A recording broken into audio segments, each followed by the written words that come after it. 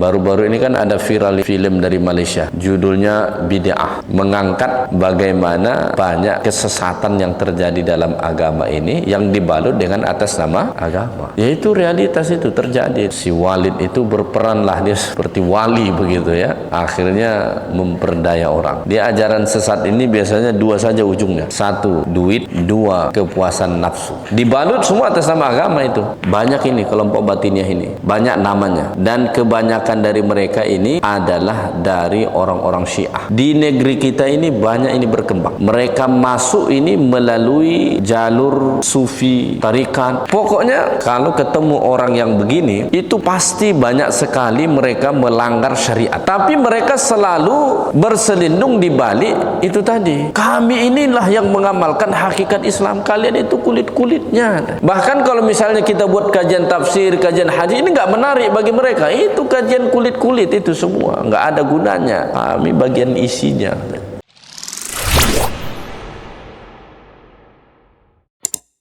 Baik, kita sambung kajian kita malam ini tentang talbisul iblis ya. Tipu daya iblis yang banyak menimpa manusia dalam beragama ini ya. Baik, malam ini kita membahas kelompok yang disebut dengan batiniyah. Jadi salah satu kelompok yang kena tipu daya iblis itu adalah kelompok batiniyah ya. Kelompok batiniyah banyak ini, kelompok batiniyah ini banyak namanya, dan kebanyakan dari mereka ini adalah dari orang-orang Syiah ya. Muncul pemahaman ini sekitar antara abad yang kedua sampai ketiga, situlah muncul. Di negeri kita ini banyak ini berkembang, banyak dianut orang, banyak diamalkan orang. Mereka masuk ini melalui jalur sufi, tarikat, melalui itu banyak masuk kelompok batiniyah ini ya. Bagaimana kelompok batiniyah ini? Mudahnya begini, summu bidzalika, mereka disebut kelompok batiniyah li'annahum yadda'una anna li dhawahiril Qur'an wal ahadith bawatina tajri minadh dhawahiri majral lubbi minal qashri ya. Mereka disebut sebagai kelompok batiniyah karena mereka mendakwa, mereka mengatakan bahwa zahir ayat-ayat Quran itu dan zahir hadis-hadis Nabi sallallahu alaihi wasallam itu mempunyai batin, ada batinnya. Ayat Quran itu menurut mereka zahirnya. Hadis-hadis Nabi yang kita baca itu mereka menurut mereka zahirnya. Lalu zahir ini kata mereka ada batinnya. Analoginya seperti kulit dengan biji. Misalnya kita makan apa? Makan kelengkeng begitu. Kelengkeng itu ada kulitnya, ada bijinya di dalam. Kulit dan biji ini bisa terpisah. Lalu mereka nanti membuat analogi mengatakan begini, kalau misalnya kamu makan kelengkeng, yang kamu makan kulitnya atau apa isinya? Ya kalau kita ditanya, tentu kalau itu pertanyaannya, tentu yang kita makan isinya. Lalu mereka mengatakan ke Quran begitu, Quran juga begitu, hadis juga begitu. Kalau yang zahir itu kamu baca, itu baru kulit-kulitnya. Itu kan biasa dengar kan? Nah, jadi yang suka bilang kulit-kulitnya itu batiniyah, itu kelompok batiniyah itu. Walaupun dia nggak tahu, mungkin saja dia nggak tahu bahwa dia kelompok batiniyah, tapi itu kelompok batiniyah. Ya, ya. Pertanyaan kalau dianalogikan ke buah, sebenar. Kalau buah misalnya kelengkeng, ya yang kita makan isinya, nggak mungkin kita makan kulitnya. Cuma permasalahannya Quran itu bukan kelengkeng, bro. Kan itu. Di situ permasalahannya. analogi dia itu nggak masuk begitu. Ya, analogi dia itu tidak masuk. Hadis Nabi itu bukan buah yang ada kulit, ada isinya. Nggak begitu. Tapi ini sudah menjadi keyakinan mereka. Sehingga nanti sering sekali amalan mereka bertabrakan dengan zahir ayat ataupun hadis. Bertabrakan. Ya. Tiba-tiba aja udah nggak sholat begitu. Diajak sholat berjamaah ke masjid, alah itu kulit-kulit semua itu. Iya, kami ini sudah sampai ke batinnya, sudah sampai ke hakikatnya, nggak perlu datang ke masjid lagi. Ya, orang pergi haji, itu kulit-kulit itu pergi haji itu. Ya, pokoknya kalau ketemu orang yang begini, itu pasti banyak sekali mereka melanggar syariat, sangat banyak. Tapi mereka selalu berselindung di balik itu tadi, kami inilah yang mengamalkan hakikat Islam, kalian itu kulit-kulitnya. Bahkan kalau misalnya kita buat kajian tafsir, kajian hadis, ini nggak menarik bagi mereka, itu kajian kulit-kulit itu semua nggak ada gunanya, kami bagian isinya.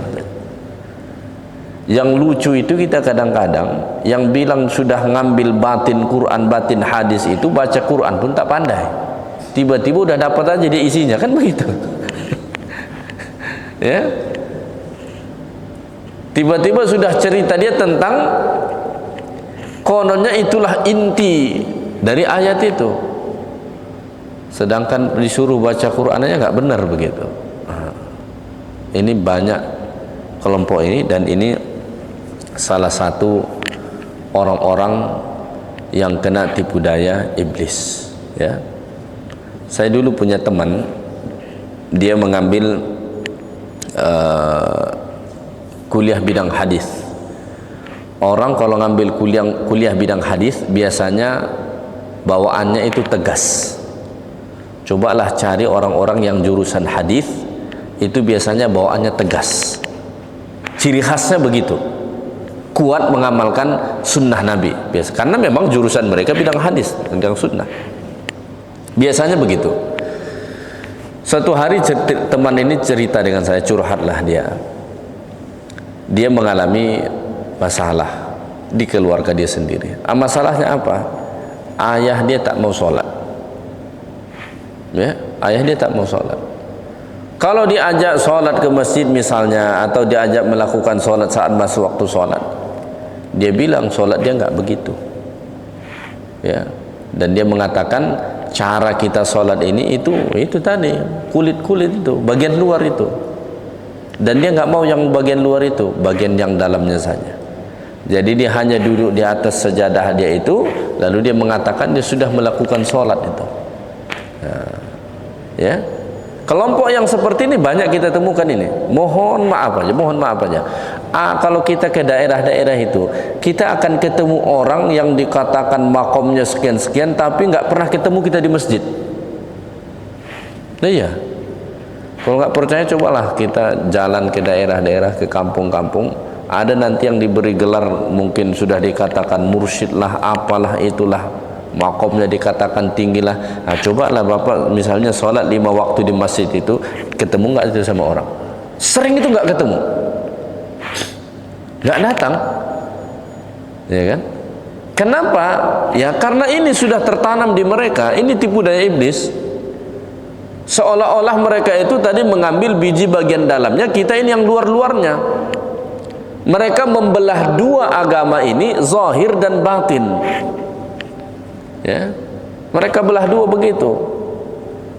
Mereka mendakwa kami yang batinin yang kami ambil, kalian yang zahir, kami nggak mau ngikutin kalian. Akhirnya seringkali bertabrakan. Nah, begitu. Ya. Nabi SAW orang yang paling bertakwa, Rasul Allah yang membawa agama ini. Bagaimana amalan Nabi? Nabi sholat ke masjid. Nabi sholat 5 waktu, ya kan? Begitu Nabi SAW. Ini datanglah orang Indonesia, hidungnya pesek, tak pernah ke Mekah lagi, tak pandai bahasa Arab, ya, tiba-tiba dia bilang dia nggak perlu lagi sholat seperti mana kita sholat. Padahal kata Nabi, sallu kama ra'aitumuni usalli, sholatlah kamu sebagaimana kamu melihat aku sholat. Bagaimana Nabi SAW sholat? Nabi berjamaah ke masjid. Bagaimana Nabi berdiri, Nabi ruku, Nabi sujud, Nabi membaca, Nabi berzikir. Apakah berani orang mengatakan amalan Nabi itu amalan kulit-kulit? Ya kan? Kalau dia mengatakan amalan Nabi itu baru amalan kulit, lalu siapa lagi yang mau kita ikutin? Tapi orang-orang yang seperti ini, mereka ini sudah terjebak dalam tipu daya iblis. Benar-benar terjebak dalam tipu daya iblis itu, ya. Akhirnya ayat-ayat Quran itu mereka tidak ambil. Ya, yang mereka ambil kononnya bagian batinnya, tapi batinnya ini pun nggak ada tafsiran khususnya, hanya mengikut kepada guru lagi nanti. Apa kata si guru? Itulah begitu. Baru-baru ini kan ada viral itu film dari Malaysia, judulnya Bid'ah, ya, mengangkat bagaimana banyak kesesatan yang terjadi dalam agama ini yang dibalut dengan atas nama agama. Yaitu realitas itu terjadi itu. Banyak terjadi hal-hal yang seperti itu, ya. Si Walid itu berperanlah dia seperti wali begitu, ya. Akhirnya memperdaya orang. Dia ajaran sesat ini biasanya dua saja ujungnya. Ujungnya cuma dua, ajaran sesat itu dua. Satu, duit. Dua, kepuasan nafsu. Dua itu saja ujungnya. Dimanapun kita ketemu ajaran sesat, pasti dua ini. UUD, ujung-ujungnya duit. Maka jamaahnya disuruh nanti ngumpulin apalah, yuran apalah. Dibalut semua atas nama agama itu. Yang kedua, perempuan, ya. Biasanya membawa ajaran sesat ini biasanya laki-laki. Ada yang perempuan tapi jarang, biasanya laki-laki. Maka banyak sampai terjadi akhirnya istri jamaahnya pun diambil sama dia, anak gadis jamaah dia itu pun diambil sama dia. Itu bahaya, ya. Itu ajaran-ajaran sesat, ya. Baik, jadi ini kelompok kelompok batiniyah ini, ya. Mereka adalah orang-orang yang mendakwa bahwa Al-Quran dan hadis itu punya zahirnya dan batinnya, dan mereka kemudian mendakwa memilih mengambil yang batinnya dan meninggalkan yang zahir, karena mereka menganalogikan seperti buah tadi, misalnya kelengkeng begitu. Yang zahir itu umpama kulitnya, sedangkan yang batinnya itulah isinya. Maka orang yang berakal, kata mereka, dia hanya akan mengambil bagian batinnya, yang zahirnya dia akan tinggalkan. Tapi sebetulnya ini adalah dakwaan palsu yang datang dari bisikan iblis yang membuat mereka meninggalkan agama ini, ya, yang membuat mereka meninggalkan agama ini. Allah misalnya perintahkan dalam Al-Quran, aqimus salah, dirikan salat. Lalu kalau mereka mengatakan itu kulit, itu berarti dia nggak salat lagi, ya kan? Tunaikan haji, kata Allah, kulit itu berarti dia nggak haji lagi.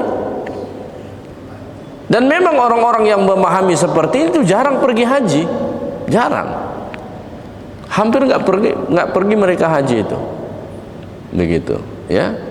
Mereka ini biasanya membuat tempat-tempat sendiri, nggak mau gabung di masjid masyarakat umum, dia buat tempat-tempat sendiri. Disitulah dikembangkan sama mereka.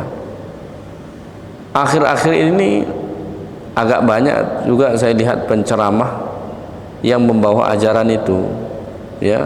Bahkan ada yang pernah sampai ke Pekanbaru juga, saya lihat. Mungkin sebagian pengurus masjid tidak faham, ya, tidak faham, seolah-olah kelihatan menarik lalu diundang begitu. Maka ada baiknya sebetulnya pengurus-pengurus masjid kalau mau mengambil penceramah, ada baiknya dikonsultasikan sedikit dengan para alim ulama. Gimana nih kira-kira ajaran dia ini, kami dengar begini-begini, layak nggak kami jemput nih, boleh nggak kira-kira nih, menyimpang nggak kira-kira ajarannya. Ada baiknya seperti itu. Kenapa? Kita khawatir masuk ajaran-ajaran yang seperti ini diikutin oleh masyarakat kita, kacau. Nanti bisa berubah dari yang ramai masjid jadi kosong. Kenapa? Semua udah sholat di rumah, bahkan sudah tak berdiri lagi sholatnya, duduk aja udah sholat dia katanya. Iya, itu karena mungkin baru sekali dua kali orang mengikutin kajian orang-orang yang seperti itu. Kalau lama kelamaan nanti itu memang ujungnya nggak sholat. Kenapa? Dia menganggap kita berdiri, ruku, sujud itu cuma kulit, cuma kulit. Baca Quran itu jadi nggak penting. Kenapa? Itu kulit. Yang penting itu apa kata mereka? Yang batin itu tadi. Cuma masalahnya standar yang batin itu pun mereka tak punya. Kembali merujuk kepada penafsiran suka hati guru mereka itu lagi tadi. Ya, kalau misalnya dia punya kaedah tersendiri, ya bolehlah. Tapi nggak punya soalnya. Ya, kita belajar tafsir berpuluh tahun, ya tidak ada seperti itu. Ya, memang ada pembahasan nanti mendalami makna ayat itu, tapi makna ayat itu tidak akan bertentangan dengan makna zahirnya. Ya, kita dalami itu hanya sebagai perluasan makna saja. Makanya Nabi SAW itu pun, Nabi itu tidak menafsirkan seluruh ayat Quran. Kalau orang bertanya siapakah penafsir Al-Quran pertama, jawabannya Nabi. Nabilah penafsir Al-Quran pertama. Makanya kalau kita membaca Sahih Bukhari misalnya, dalam Sahih Bukhari itu ada yang disebut kitabut tafsir, hadis-hadis yang menjelaskan tafsir. Nabi SAW menjelaskan tafsiran ayat, surah-surah tertentu, begitu ada. Tapi Nabi tidak menafsirkan seluruh ayat Quran itu. Kenapa? Karena sebahagian sahabat atau sebagian besar sahabat yang notabene-nya mereka orang Arab, Quran diturunkan bahasa Arab, sudah ngerti dengan Quran tanpa harus dijelaskan oleh Nabi sallallahu alaihi wasallam. Cuma memang ada sebahagian ayat yang dibantu Nabi sallallahu alaihi wasallam untuk menjelaskan maknanya supaya tidak keliru. Ya. Ada satu contoh ayat misalnya, ada turun ayat Allah Ta'ala, ya, kata Allah Ta'ala, faman hajjal baita aw i'tamara fala junaha alaihi ay yatawafa bihima. Ya, inna safa wal marwata min sya'airillah, kata Allah, sesungguhnya bukit Safa dan Marwah itu bagian dari syiar agama Allah. Faman hajjal baita wa i'tamara fala junaha alaihi ay yatawafa bihima. Siapa yang pergi haji dan umrah, maka tidak mengapa mereka tawaf atau sa'i di antara dua bukit itu. Ayat itu kalau difahami secara zahirnya seolah-olah memberi makna kalau mau sa'i di sana silahkan, nggak sa'i juga nggak apa-apa. Tapi kalau kita pergi haji dan umrah itu kan harus sa'i di situ. Maka Nabi meluruskan pemahaman ayat itu. Kata Nabi, maksudnya bukan begitu. Ayat itu turun dengan bahasa fala junaha alaihi ayat tawafa bihima. Enggak apa-apa kamu tawaf di situ, sa'i di situ, karena dulu para sahabat pernah ragu-ragu, ya, atau menyangka tidak boleh sa'i di situ. Kenapa? Karena dulu di bukit Safa dan Marwah itu terdapat berhala besar yang disembah oleh orang-orang jahiliyah, orang-orang musyrik. Maka para sahabat takut pergi ke situ. Maka ayat tadi turun seolah-olah Allah mengatakan begini, nggak apa-apa kamu pergi ke situ, nggak usah ragu-ragu, nggak usah takut, nggak apa-apa kamu pergi sa'i ke situ, bahkan kamu harus pergi ke situ. Nah, begitu-begitu sajalah yang biasanya ditafsirkan oleh Nabi sallallahu alaihi wasallam. Adapun ayat-ayat secara umum nggak ditafsirkan Nabi. Kenapa? Para sahabat udah paham. Dan itu menunjukkan bahwasanya tidak ada zahir dan batin seperti mana yang dimaksudkan oleh golongan batiniyah tadi, ya. Dah masuk waktu Isya, ya. Baik, itu saja kajian kita malam ini, mudah-mudahan bermanfaat bagi kita. Dan kembali saya ingatkan, hati-hati dengan kelompok ini, ya. Jangan sampai kita terseret masuk ke dalam tadi dengan iming-iming seolah-olah kamu nanti akan makamnya begini, kedudukannya begini. Hati-hati, ikut yang biasa-biasa ini saja. Ya, subhanakallahumma bihamdik asyhadu an la ilaha illa anta astaghfiruka wa atubu ilaik. Assalamualaikum warahmatullahi wabarakatuh.